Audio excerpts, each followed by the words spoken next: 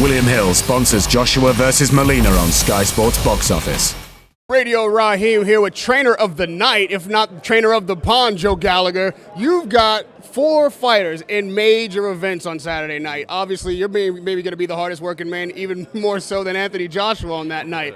Let's take those fights one at a time, and we can just build from the beginning what seems to be the most anticipated, and you could correct me if I'm wrong. It's like Callum Smith getting in there and defending his British title for the first time.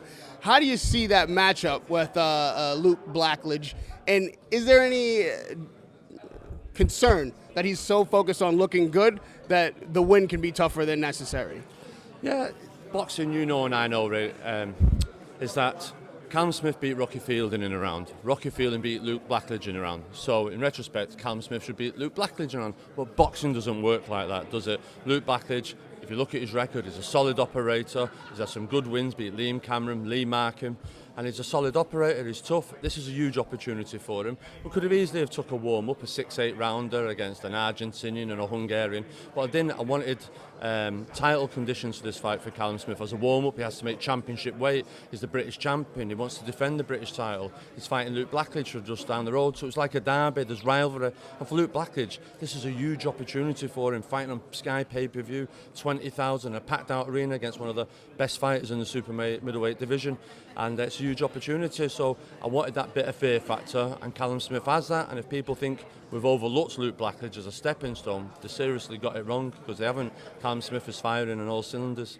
You know, as a fighter, it's taboo to look ahead of the next opponent, but as a trainer, it's almost part of your job. So you know on the horizon that the Badou Jack fight and the Gell is the next opponent for Callum Smith should he be victorious. So looking forward to that fight, how important is it for him to make quick work maybe of Luke Blackledge, keep that confidence up and roll into this next fight with momentum? Yeah, 100%. This time last year, Callum Smith had a fantastic performance, winning the British title in the first round against Rocky Fielding.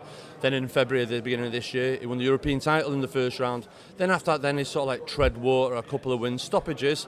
In rounds 5 or 6, I think there were, and the fire's just died a little bit. Does that make sense? And now this is a chance in front of 20,000 people. Remind everyone and absolutely bounce into that world title fight. And listen, I'm Callum Smith, and I'm here and ready to challenge, whether it be James DeGale or Badou Jack. And Callum Smith's got to be a serious threat to them. Who do you think wins that fight?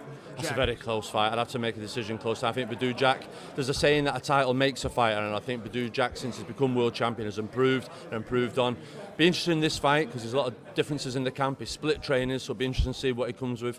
James DeGale hasn't performed well of late over his last couple of performances, so the onus is on him. Listen, I expect both of them to be at their best. It's a unification.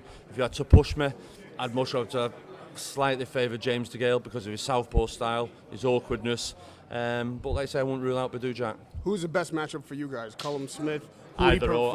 It's a massive fight. Either or. Badou Jack wins. I'm sure Floyd will be wanting to bring Callum Smith over there to Vegas and get Badou Jack. James DeGale wins. It's a massive fight. Whoever, whenever, no problem. Now the second press conference is starting. We only have time for one more of your fighters, so we're going to go ahead and talk about Scott Quigg and his return. Obviously, when a fighter loses a fight that's so big, but it's such a big rival, a lot of times it's mental that he has to come back from. How did you get him not just physically but in mentally conditioned? Yeah, this has been a tough year for Scott Quigg. Obviously, he's been around the big fights out in Dallas with Beefy and Canelo, but he's now knuckled down. He's in the gym and he can't wait to go, get in there and put performance and end the year on a high. And I'm really looking forward to it. So it's got to be a really good night for him. All right, we'll let you go and we'll talk to you after the fight Saturday night. Hardest working man in the business, Radio Raheem with Joe Gallager. Cheers, thank you. Thanks.